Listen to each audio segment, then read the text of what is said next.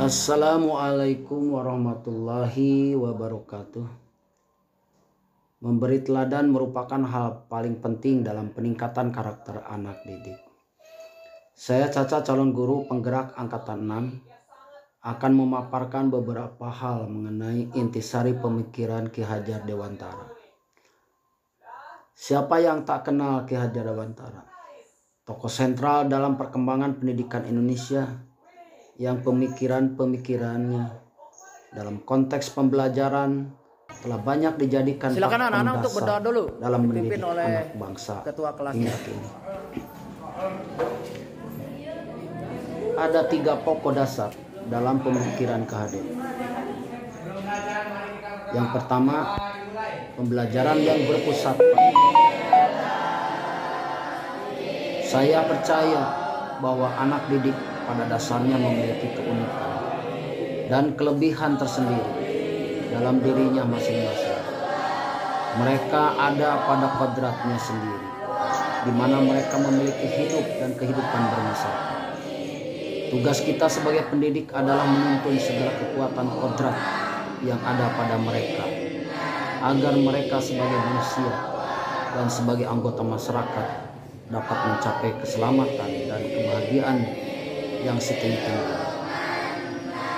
Jika dianalogikan, pendidik ibarat petani dan anak didik adalah padi. Baik buruknya pertumbuhan padi tergantung cara petani memelihara tanaman padi. Memberinya pupuk adalah salah satu cara padi tersebut dapat tumbuh dengan baik. Begitu juga dengan anak didik. Baik buruknya tumbuh kembang mereka tergantung cara pendidik menuntunnya. Kita tidak bisa membuat padi menjadi jagung seperti halnya anak didik. Si A tidak akan bisa menjadi seperti si B, sehingga kita hanya bisa menuntun mereka sesuai kodrat mereka dengan cara berbeda, tentunya sesuai dengan nilai-nilai kemanusiaan, agar kelak terbentuk profil pelajar Pancasila yang diimpikan. Konsep yang kedua, pendidik menuntun kodrat anak. Menuntun dan kodrat keadaan, kodrat alam dan kodrat zaman adalah 2 dari beberapa dasar pendidikan Ki Hajar Dewantara. Dasar pendidikan selanjutnya menurut Ki Hajar Dewantara adalah budi pekerti. Menurut Ki Hajar Dewantara, budi pekerti atau watak atau karakter merupakan perpaduan antara gerak pikiran, perasaan, dan kehendak atau kemauan sehingga menimbulkan tenaga.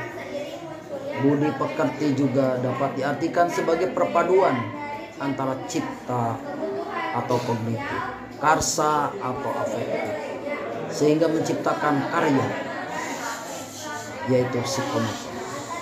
Pendidikan itu harus holistik dan seimbang yang akan membawa anak pada kebijaksanaan. Pendidikan adalah tempat persemaian benih-benih kebudayaan yang hidup dalam masyarakat kebangsaan. Pendidikan dan kebudayaan adalah satu kesatuan yang utuh. Kebudayaan yang dicita-citakan, pembentukan peradaban bangsa, landasannya adalah pendidikan. Nilai-nilai kemanusiaan adalah sumbu esensial dari kebudayaan. Pendidikan juga harus berorientasi pada anak.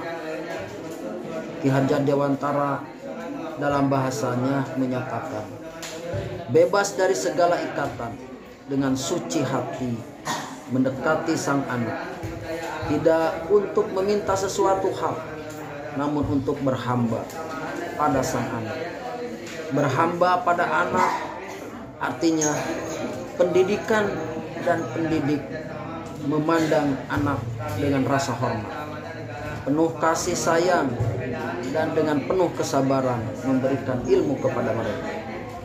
Ki Hajar Dewantara menjelaskan, keluarga menjadi tempat yang utama dan paling baik untuk melatih pendidikan sosial dan karakter baik bagi seseorang anak. Keluarga merupakan tempat bersemainya pendidikan yang sempurna bagi anak untuk melatih, mencerdaskan budi pekerti, pembentukan watak individual. Keluarga juga menjadi ruang untuk mempersiapkan hidup anak dalam bermasyarakat dibandingkan dengan pusat pendidikan lain. Arti semboyan Ki Hajar Dewantara ing ngarso sung tulodo ing madio mangun karsa tutpuri handayani dalam pembelajaran dan sebagai pendidik. Prinsip perubahan pendidikan berdasarkan asas trikon, kontinuitas, konvergensi, dan konsentris. Profil pelajar Pancasila yang terdiri atas beriman dan bertakwa kepada Tuhan Yang Maha Esa dan berakhlak mulia, berkebinekaan tunggal, bergotong royong, kreatif, bernalar kritis, dan mandiri. Permainan juga bagian dari pendidikan. Permainan anak dimasukkan ke dalam pembelajaran anak sebagai kultur. Permainan tradisional dalam bentuk olahraga akan mendidik anak-anak dalam hal kekuatan dan kesehatan anak, kecekatan dan keberanian, ketajaman dalam pendidikan, dan dapat menjadi mereka memiliki sikap tertib dan berakhlak. Dengan pengetahuan dan pengalaman baru yang saya miliki berdasarkan pemikiran Ki Hajar Dewantara, saya bermotivasi dan terdorong untuk melakukan perubahan di kelas dan di sekolah. Dengan kekuatan diri yang saya miliki, disiplin, konsisten, semangat tinggi, mampu menggerakkan anak didik dalam kegiatan apapun di sekolah. Sering berbagi pengetahuan dan pengalaman terkait administrasi dan proses hingga penilaian pendidikan dengan teman sejawat di sekolah. Kerjasama, santun, dan berbahasa, saya yakin dapat menerapkan pengetahuan baru yang saya miliki dan akan saya praktikkan di kelas dan di sekolah. Saya pun memiliki kekurangan, yaitu terkadang saya terlalu tegas sehingga anak kadang merasa segan terhadap saya, dan kadang secara spontan menegur teman yang datang terlambat ke sekolah, yang kadang tidak melakukan tugas piketnya secara maksimal.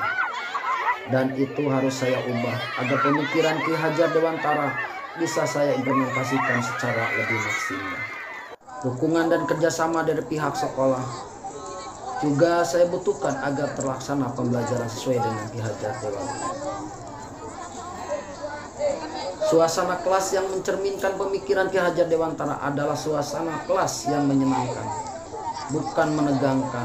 Guru menuntun siswa diberi kebebasan untuk mengeksplor pengetahuan, dibimbing tanpa paksaan. Guru harus jadi panutan dengan penuh kesabaran, dengan mengutamakan pembelajaran yang tetap berpihak pada anak. Karena saya yakin anak akan terbentuk menjadi karakter yang baik jika berada dalam lingkungan yang baik, dan pendidik yang menuntun dengan penuh keikhlasan dan welas kasih.